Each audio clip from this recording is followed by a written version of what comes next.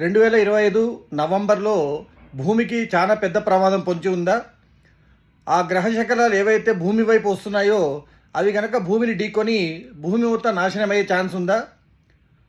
దీనికి సంకేతంగానే ఈ 2025లో ఇన్ని ప్రమాదాలు, ఇన్ని ఇబ్బందులు, ప్రజలకు ఇన్ని కష్టాలు, ఇప్పుడు జపాన్లో రాబోతున్న ఈ ప్రమాదం కూడా సంకేతమా? నిజమేంటి?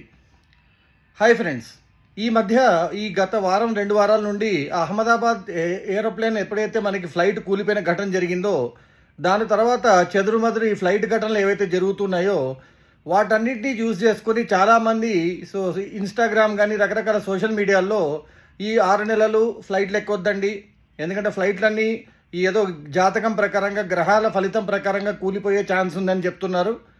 అలాగే ఏదో ఒక ఏలియన్ స్పేస్ షిప్ మన భూమి వైపు వస్తుంది, అలాగే గ్రహ శకలాలు భూమిని వచ్చి ఢీకొని చాలా పెద్ద ప్రమాదం జరగబోతుందని కొందరు చెప్తూ ఉన్నారు. ప్లీజ్ గుర్తుపెట్టుకోండి, ఇవేవి కూడా కరెక్ట్ కాదు. జపాన్లో ఇప్పుడు వచ్చిన సునామీ నార్మల్గా న్యాచురల్గా ఫామ్ అయిందే. ఏరోప్లేన్లో చెదురుమదురు ఘటనలు చాలాసార్లు జరుగుతుంటే ఈసారి కూడా జరిగాయి. అలాగే ఈ గ్రహ శకలాలు ఏవి కూడా భూమిని ఢీకొనట్లేదు. అవి నియరెస్ట్గా వచ్చేది కూడా 19,000 మైళ్ళ దూరం నుంచి వెళ్తుంది కాబట్టి భూమికి ఎలాంటి ప్రమాదం లేదు. ఇలాంటి మాటలన్నీ జస్ట్ అప్పటికప్పుడు సెన్సేషన్ కోసం మాత్రమే చెప్తుంటారు కాబట్టి అలా చెప్పే వాళ్ళ అకౌంట్స్ అనవసరంగా ఫాలో అవ్వద్దండి.